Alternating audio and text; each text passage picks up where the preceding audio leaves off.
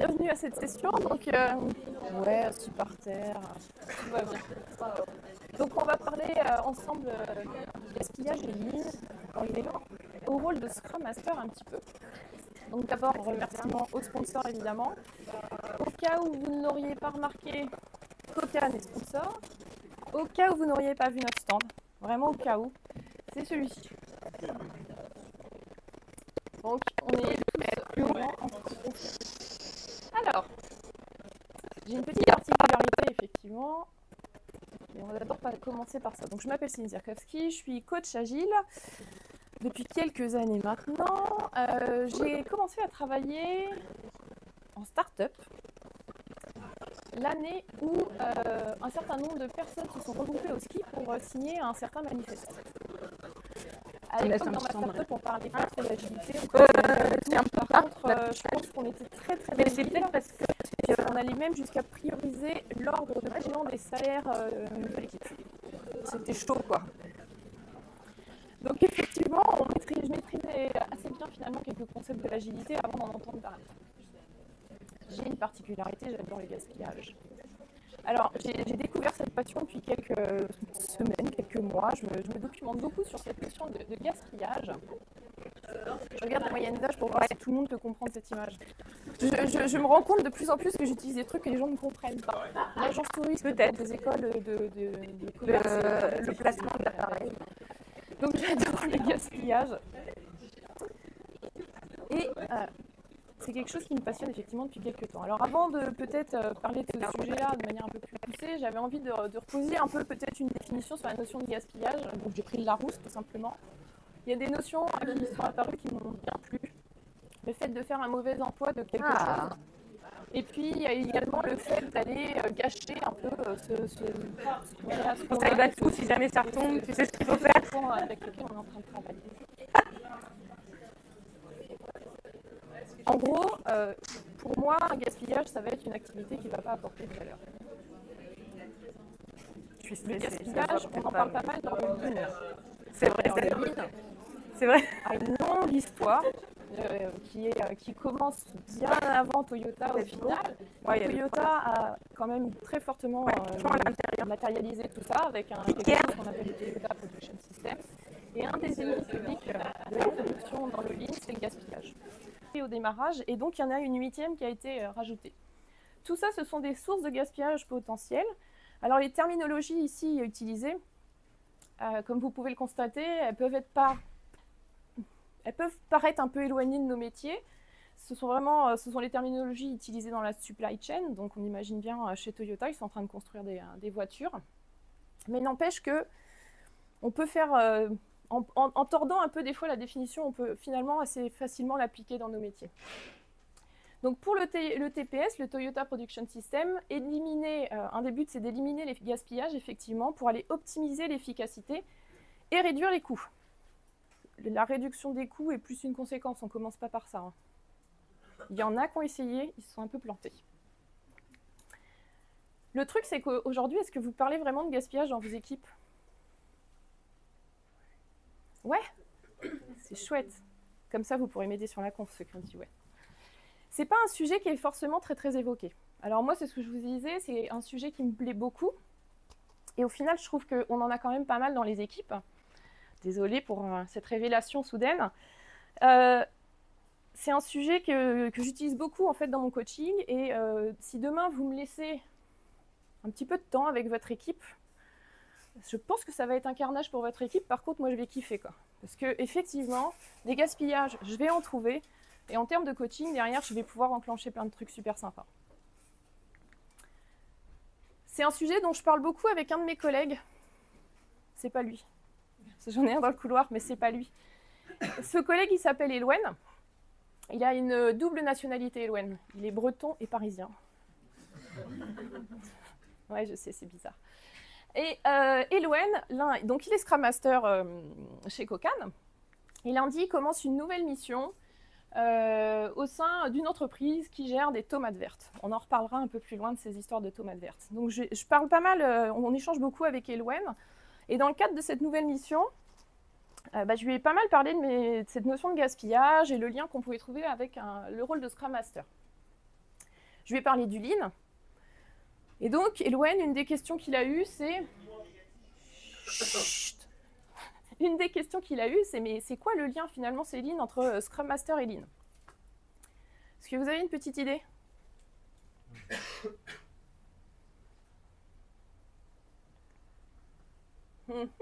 Personne ne veut gagner de doudou. C'est bizarre. Il y a beaucoup de... On va parler de gaspillage, effectivement. Alors, si je vous donne cette phrase, le Scrum Master est redevable de l'efficacité de la Scrum Team. Elle vient d'où, cette phrase? Hop là, un doudou pour monsieur qui a été très rapide. C'est effectivement issu du Scrum Guide. Il y a d'autres phrases intéressantes dans le Scrum Guide, et je trouve dont on n'a pas beaucoup parlé. Alors c'est une phrase qui est récente en fait, qui est apparue dans la dernière version du Scrum Guide en 2020, et qui nous dit dans la partie théorie, Scrum est fondé sur l'empirisme et la pensée Lean. Ça n'avait, si je ne fais pas d'erreur, pas été verbalisé avant. C'était la première fois où il faisait le lien dans Scrum avec la pensée Lean. Cette pensée Lean, on a dit, elle est fortement inspirée du Toyota Production System, dont vous voyez une représentation ici. Et il y a un deuxième point commun entre Scrum et le Toyota Production System. Dans le guide Scrum, on nous dit également la pensée Lean réduit le gaspillage et se focalise sur l'essentiel. Et là, on commence à comprendre pourquoi j'ai fait le lien entre Scrum Master et gaspillage. Je ne l'ai pas inventé. Donc effectivement, on s'est dit avec Elouen, allez, on va faire les choses un peu différemment par rapport à la première semaine de mission d'Elouen en tant que Scrum Master dans sa nouvelle équipe.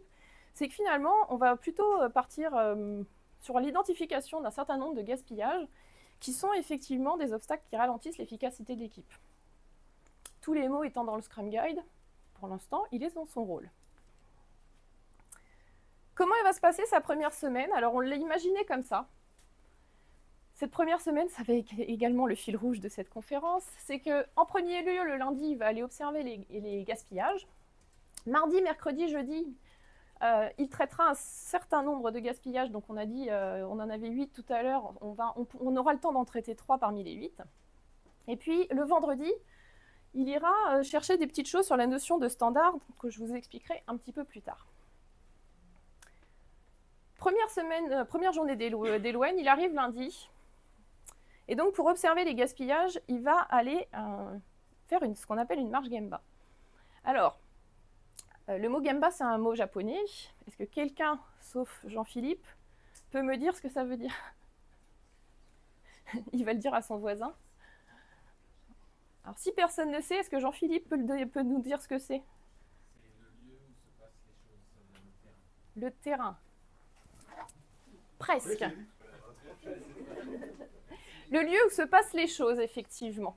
Donc, cette pratique, en fait, elle a été mise en place par un certain Takashi Ono, qui était donc ingénieur chez Toyota, et il avait été recruté par Monsieur Toyoda, et pas Monsieur Toyota, Monsieur Toyoda, justement pour aller réduire les gaspillages.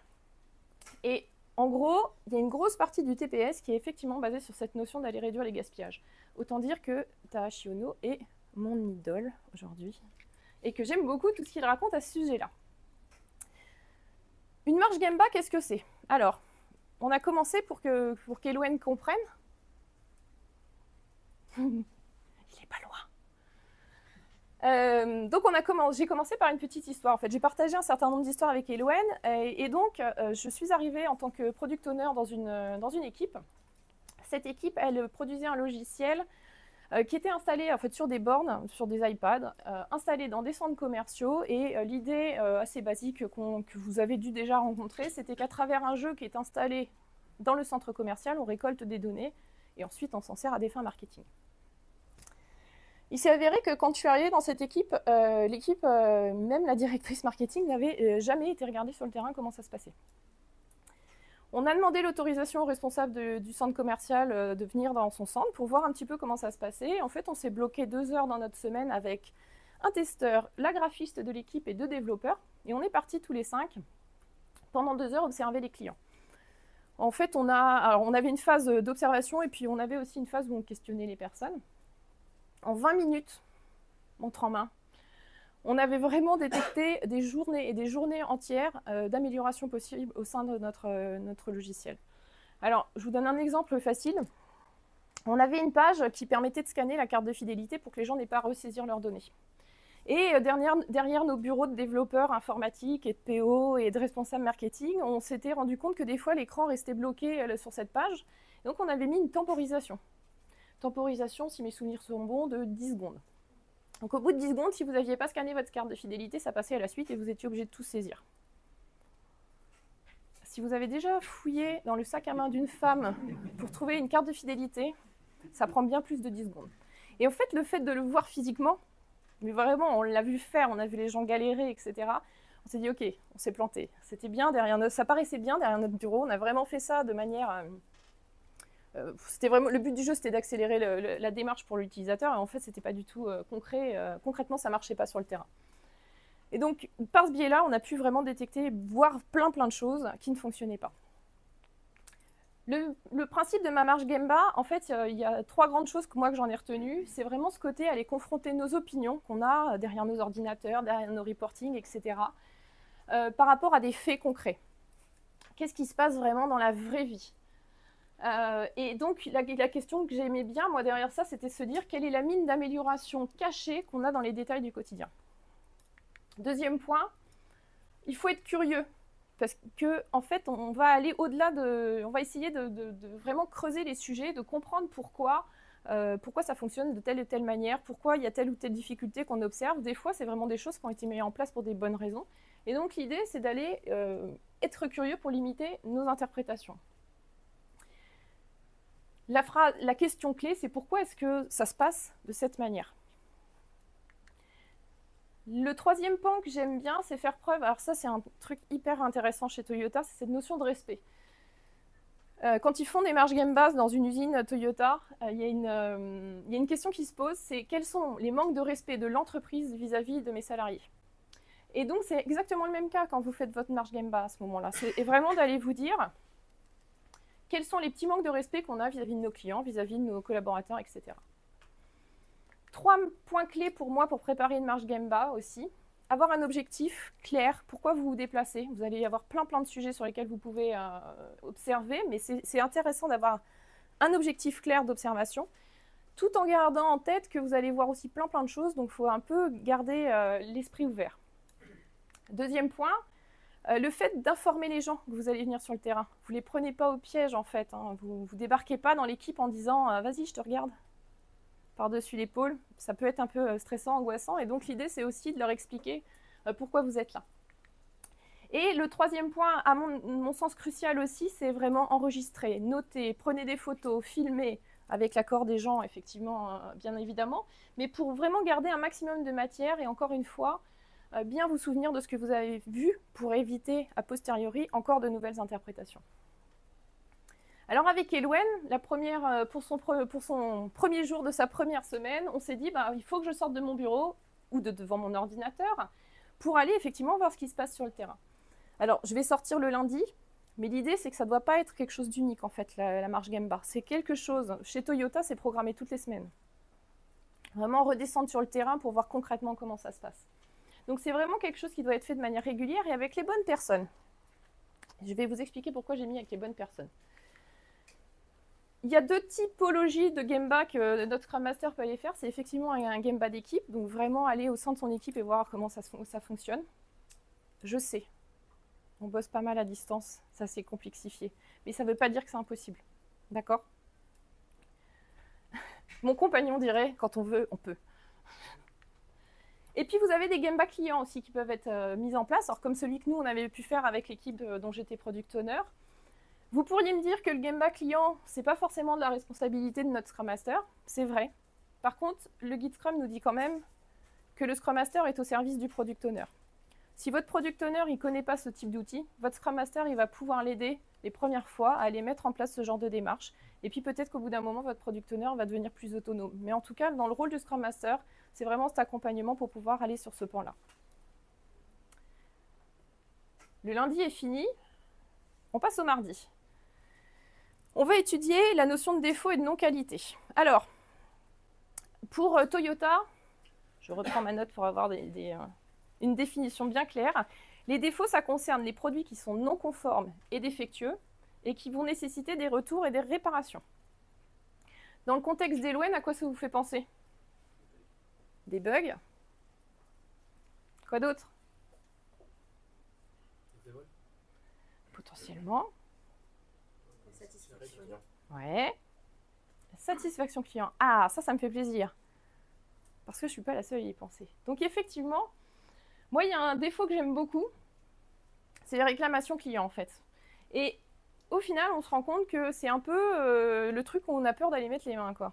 Les équipes de devs, où souvent, elles vont pas trop regarder ce qui se passe de ce côté-là, ou le moins possible, ou alors elles râlent beaucoup. Et puis finalement, le client pour lequel on est en train de produire de la valeur, on s'en occupe que moyennement. Vous savez, le client, au final, c'est celui qui ne comprend pas ce que vous faites, qui ne sait pas utiliser le logiciel, et puis qui, de toute façon, ne sait pas ce qu'il veut. C'est des phrases que j'ai tellement souvent entendues qu'effectivement, ça me donne toujours des petits boutons, moi, parce que je me dis, mais non, en fait, c'est une véritable ressource. C'est un mauvais client aussi. Celui-là, je l'avais moins entendu. Je voudrais vous présenter un monsieur qui s'appelle Daniel Rey. Il est professeur de marketing dans une école de commerce à Grenoble. Et en fait, il a beaucoup travaillé sur les enjeux de la satisfaction client. Et il a co-construit un modèle qui s'appelle le Complaint Model. Merci Simon. Donc, qu'est-ce qu'il nous explique avec ce Complaint Model? Alors, c'est une copie d'écran qu'il utilise beaucoup dans ses conférences, hein, avec des chiffres qui sont fictifs, mais qui sont basés quand même sur toutes les expériences terrain qu'il a eues. Et il nous explique qu'en fait, un client qui, à la base, va avoir une réclamation, si vous prenez soin de lui et qu'effectivement, il est très satisfait au bout du compte, en fait, ça va être un client qui va être plus et mieux engagé qu'un client qui, lui, n'aura pas eu de réclamation. Donc, ça a vraiment du poids d'aller bosser là-dessus. C'est que ça a de la valeur pour le client, qui va être un client satisfait, mais ça va avoir de l'impact sur votre business aussi. Alors, comment on peut faire pour aller travailler sur les réclamations clients? Il y a un truc assez simple, en fait. C'est hyper basique, vous allez voir. On va appeler ça le mur des clients. Et on va aller afficher, tout simplement, les réclamations des clients. Et non seulement on va les afficher, mais on va aller travailler dessus. Jusque-là, n'importe qui peut faire ce fichier Excel. Donc, c'est pas compliqué. Le but du jeu, c'est vraiment de vous montrer que c'est hyper pragmatique et pas du tout compliqué. Mais l'enjeu, c'est vraiment pour l'équipe d'aller se dire, OK, j'ai une situation qui ne va pas, mais c'est quoi finalement par rapport à ce qu'on souhaiterait, qu'est-ce qu'il y a comme écart? On va étudier les causes probables. Dans le Lean, il y a plein d'outils qui vous permettent de travailler sur des problèmes. Je n'ai pas le temps de vous en parler.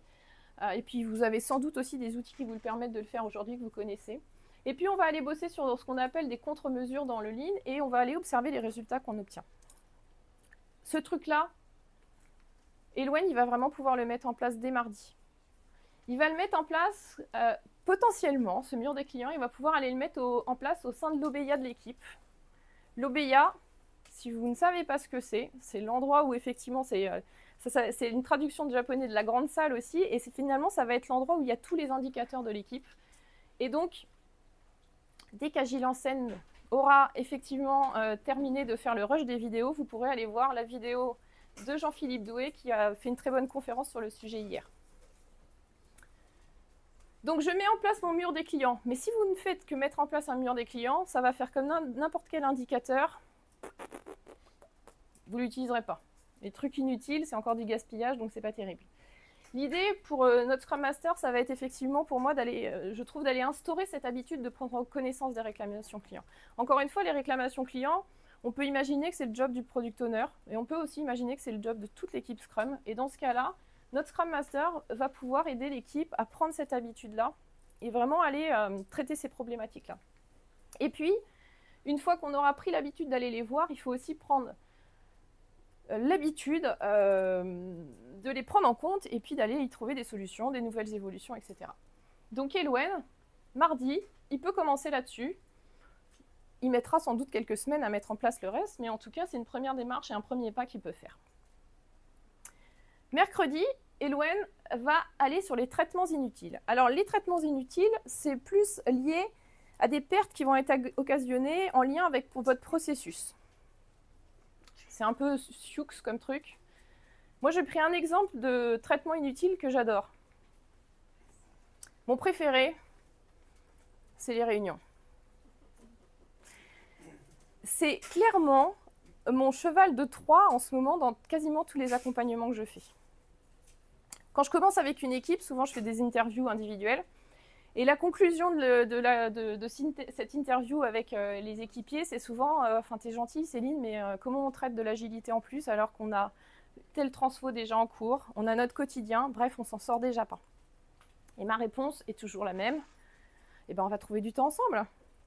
Alors, comment on le trouve ce temps? J'ai commencé avec 3-4 équipes depuis quelques mois à utiliser un truc, encore une fois, extrêmement basique. On va faire la liste des réunions existantes. Rendre visible la liste des réunions existantes. Ça fait peur, en fait. Alors, non seulement je le fais, donc l'idée, c'est effectivement, la copie d'écran est légèrement floutée pour que vous ne voyez pas les données parce que c'est vraiment une vraie équipe. Donc l'idée, c'était de se dire, ok, c'est quoi le nom de l'équipe, le nom de la réunion, pardon.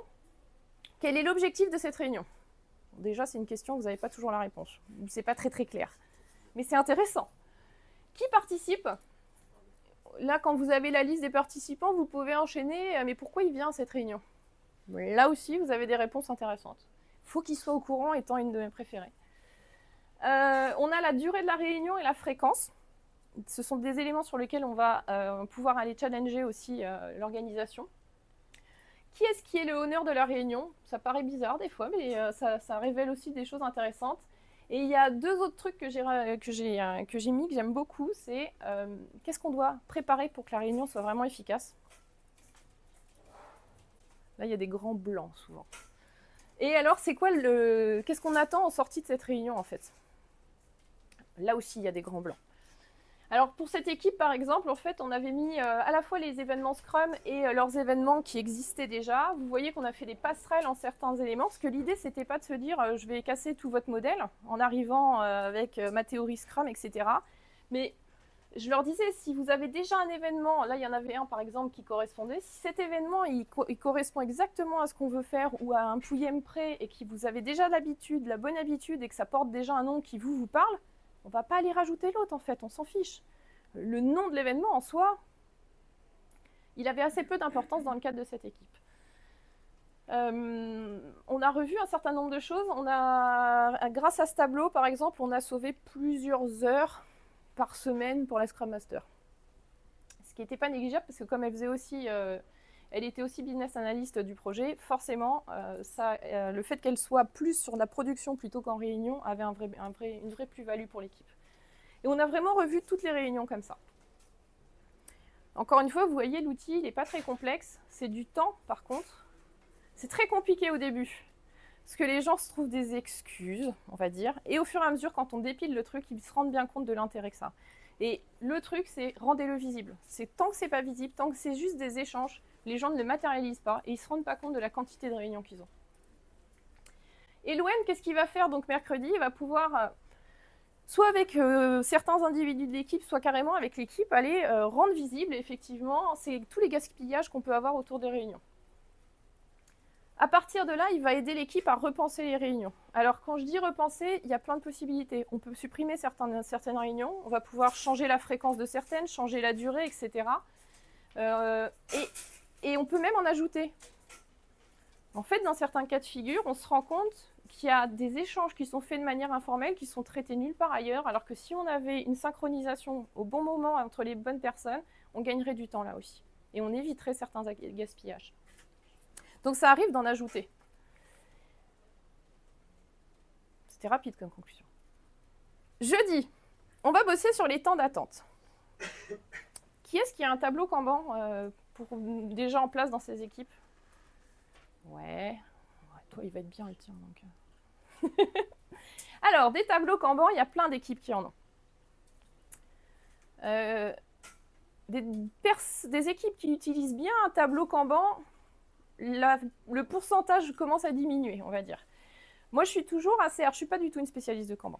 Par contre, quand je vois des équipes qui me créent déjà une colonne pending, en attente, pardon, et que dans cette colonne, j'ai 20 à 30 tickets Et quand je demande aux gens, mais là, qu'est-ce que tu as fait récemment pour avancer le ticket? On me dit, bah, regarde le commentaire. Ok, je regarde le commentaire.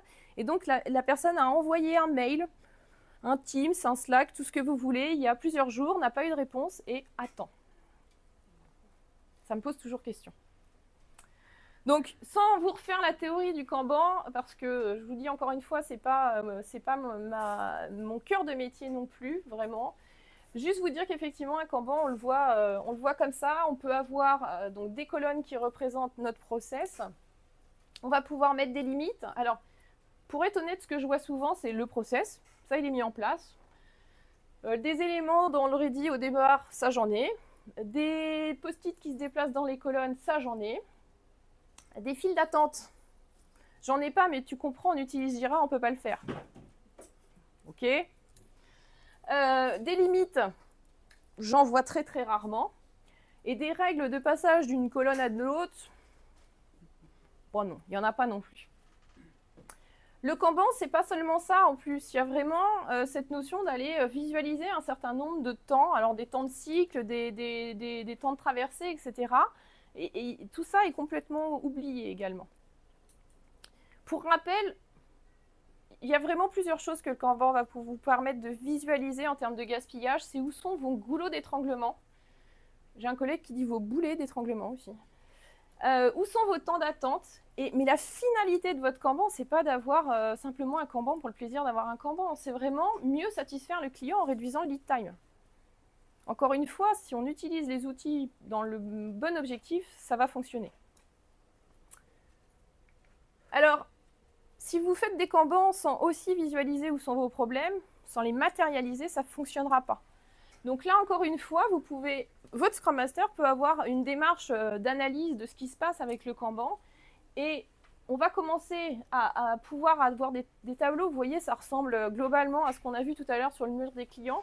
Mais il y a vraiment cette notion d'écart de performance qu'on va aller mesurer. C'est quoi? Quel est l'écart qui va être quantifiable qu'on va constater?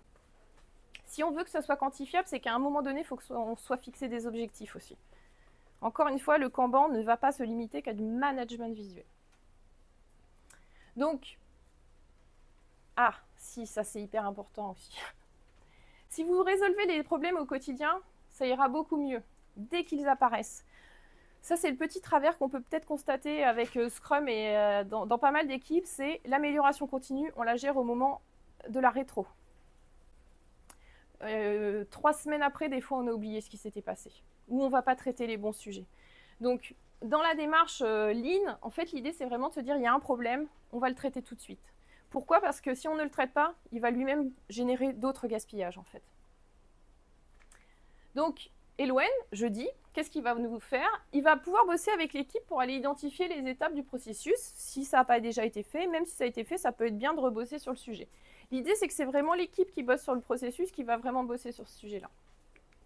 Et puis en plus, après, on va aller mettre ce qu'on appelle le Kanban sous pression. Avec les règles, avec les limites qu'on a vues tout à l'heure. Le but du jeu du Kanban, c'est de s'améliorer justement et de réduire, vraiment cette notion de réduire le lead time, il est vraiment crucial dans la démarche Kanban. Et si vous ne mettez pas votre Kanban sous pression, il va juste, et ce qui est déjà bien, il va juste vous servir à du management visuel. Et puis enfin, le job du Scrum Master, ça va être effectivement d'aller identifier les points de blocage, être vigilant là-dessus, pour faire en sorte que l'équipe les traite ensemble derrière. Si vous voulez quelques explications sur le Kanban, il y en a plein. Hier, il y avait Olivier Mi qui a fait une autre conférence qui s'appelait « Retour aux bases avant l'échelle, cultiver l'agilité authentique » où il en parlait aussi de manière assez simple, ce qui peut vous aider déjà si vous avez besoin sur ces sujets-là. Est-ce que quelqu'un peut me donner l'heure parce que j'ai perdu ma facilitatrice? Ah, mais je l'ai là. 30. Il faut que j'accélère. Le vendredi, notre Scrum Master, il va pouvoir aller bosser sur la notion de standard. Alors, le standard, dans le Lean, c'est quoi? C'est le fait de pouvoir aller assez facilement et très rapidement identifier une situation normale d'une situation qui n'est pas normale, d'accord? Un standard, ça va être quoi? On définit quel est le résultat qui est attendu à travers le standard. Ensuite, on peut avoir une liste de points clés qu'on va pouvoir checker pour être sûr qu'on a suivi notre standard. Et puis, l'idée du standard, en fait, c'est aussi d'aller former les gens qui ne connaissent pas ce standard, d'aller le tester et d'aller l'améliorer. Un standard sur une chaîne de production, chez Toyota, c'est conçu de manière à ce que ce soit utile. On ne va pas bloquer les gens avec un process qu'on a mis en place qui ne leur sert pas. Il doit être succinct, visuel et intuitif. Vous imaginez un opérateur sur une chaîne de production, s'il doit lire un guide de 30 pages, ça ne va pas être très efficace. Et puis, il y a un autre point extrêmement important sur la notion de standard, c'est qu'il doit être évolutif. D'où la notion de Kaizen, qui est rajoutée également dans le TPS. Et donc, l'idée, c'est de se dire, j'ai mon process. À un moment donné, mon process, je le standardise avec un certain nombre de règles quelque part. Ça correspond à ce qu'on sait faire aujourd'hui, avec les personnes qui travaillent à cet endroit de la chaîne, avec le matériel qu'on a, avec les connaissances qu'on a aujourd'hui. Sauf que tout ça peut évoluer. Je peux avoir une nouvelle personne qui rentre, qui a une nouvelle idée. Je peux introduire une nouvelle machine qui va nous aider. Je peux avoir plein de choses qui font que je vais travailler à identifier des sources d'amélioration de mon process et à travers la démarche de Kaizen, je vais le faire évoluer. Et encore une fois, je vais le stabiliser à un moment donné pour que ça devienne la référence pour tout le monde et que tout le monde travaille de la même manière. Et ainsi de suite pour faire grimper l'efficacité de mon équipe. Un exemple de standard qu'on connaît assez bien dans l'agilité, c'est la definition of done, donc la définition de terminé. Sauf que quand vous avez, dans certaines équipes, terminé, c'est gros game over. Moi, j'avais une équipe avec laquelle je bossais, par exemple, quand ils me disaient c'est terminé et qu'ils envoyaient aux testeurs, les testeurs me disaient ça marche pas. C'était assez logique puisque le back et le front ne s'étaient pas parlé et ils n'avaient pas connecté leur dev. Ouais, ça va loin des fois. On imagine la culture dans cette équipe, c'était assez sympa. Mais si la définition de terminé peut être considérée comme un standard qui a une valeur à un instant T et en fonction de ce que vous allez apprendre dans votre équipe, vous allez le faire évoluer. D'autres standards possibles dans l'informatique, c'est toutes les règles qu'on va se mettre en commun au sein d'une équipe en termes de développement pour que ça soit beaucoup plus facilement lisible. Par exemple, est-ce qu'on met un espace avant une parenthèse ou une accolade? Ça vous évitera quelques débats. Moi, quand j'étais dev, j'entendais des trucs, des fois, ça me rendait dingue. En termes de gaspillage, les débats entre développeurs, on est bien des fois quand même. Des guerres de chapelle assez bizarres qui sont drôles, vues d'extérieur. Quand on est PO, moi j'étais PO à cette époque-là, j'aimais bien leur dire, vous pouvez pas statuer à un moment donné. Ouais, mais tu comprends, c'est plus compliqué que ça. Ok, mettez-vous d'accord, faites un standard, formez les nouveaux qui arrivent à votre standard, faites-le évoluer si vous en avez besoin. Donc dès vendredi, Elouen, ce sur quoi il va pouvoir travailler avec l'équipe, c'est qu'est-ce qu'on a besoin de standardiser. Qu'est-ce qu'on a besoin de rendre explicite au sein de l'équipe pour qu'on travaille tous de la même manière. Ensuite, on va bosser sur les bonnes pratiques. Oui, on va tester le standard au final. Le fait de le mettre en place, on le teste et on voit si on doit l'améliorer ou pas. Et effectivement, la dernière phase pour Elouen, ça va être de s'assurer que l'amélioration continue du standard est bien mise en œuvre au sein de l'équipe. Alors, Elouen, il a fini sa première semaine. C'est dense déjà. Il a déjà lancé un certain nombre de sujets, effectivement. Mais comme on a vu, comme avec les Elouen, dès lundi, effectivement, ce que vous pourrez mettre en place, c'est un calendrier des visites terrain, que ce soit côté client ou équipe. Vous pourrez aller étudier les réclamations des clients. Je vous promets, ça ne vous prendra pas tant de temps que ça. Faire des remaniements de vos réunions d'équipe. Bosser sur votre Kanban, les temps d'attente, les règles et améliorer votre Kanban. Et puis, pourquoi pas aller identifier quelques standards et à travers le Kaizen, l'améliorer. Il y a plein d'autres sujets qui peuvent aller traiter, Elouen. On s'est amusé à faire ça chez Cocan. Alors, je leur ai demandé 3 minutes de temps à chacun. Et en fait, on a essayé d'identifier déjà, à travers notre vécu, tout ce qu'on avait pu voir comme gaspillage. En termes de coaching, moi, c'est du pain béni, ça, hein, pour moi.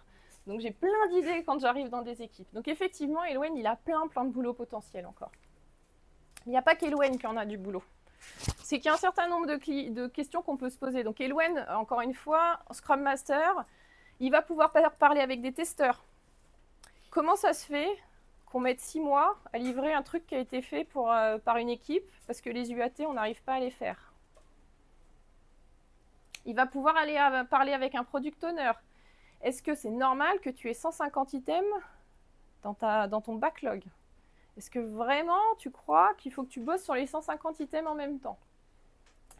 Et puis, il va pouvoir aussi, pourquoi pas, aller parler avec le manager. Est-ce que vraiment le reporting que je suis en train de demander, il a de la valeur? Bref, tout le monde en fait est concerné par le gaspillage. Donc le Scrum Master, ça fait partie de son rôle éducatif quelque part d'aller sur ces éléments-là. Ça va lui permettre, lui, de travailler sur l'efficacité de l'équipe. Mais en fait, il y a plein d'autres personnes au sein de l'équipe Scrum qui peuvent se remettre en cause également à travers le gaspillage. Si vous avez eu des idées de gaspillage au sein de votre travail, bravo. Vous allez vous amuser lundi. C'est assez génial. Alors, j'aime bien cette citation, effectivement, qui dit chez Toyota, un problème, en fait, c'est pas quelque chose d'embarrassant qu'on va planquer sous le tapis. C'est au contraire une opportunité de s'améliorer et d'apprendre. Donc, effectivement, votre matière première pour l'efficacité de l'équipe, vous en avez à travers les gaspillages. Si vous aviez encore quelques heures devant vous, j'ai plein d'autres concepts que j'ai découverts, que je trouve extrêmement intéressant à aller faire des parallèles en fait avec l'équipe. Typiquement, alors, je vais vous donner un seul exemple, mon diagramme spaghetti. Je me suis dit, tiens, ça serait vraiment très très drôle pour une user story donnée par exemple. Vous lui faites faire son diagramme spaghetti. Alors, le diagramme spaghetti, quand vous êtes dans une usine, c'est que vous vous mettez dans un coin de l'usine et vous regardez un des employés et vous tracez des traits sur le crayon à chaque fois qu'il se déplace. Vous imaginez bien pourquoi ça s'appelle diagramme spaghetti. Imaginez pour la construction, la réalisation d'une user story, du début à la fin. Les allers-retours entre les devs et le PO, entre le client, entre le business analyst, les archis, etc. Je trouve qu'il y a un vrai truc à aller chercher. Alors, clairement, il y a plein de choses super intéressantes dans Lean qui peuvent vraiment encore aider notre Scrum Master au-delà du gaspillage. Et pour moi, c'est génial parce que c'est plein d'idées d'articles à écrire. J'adore. Est-ce que vous avez des questions ?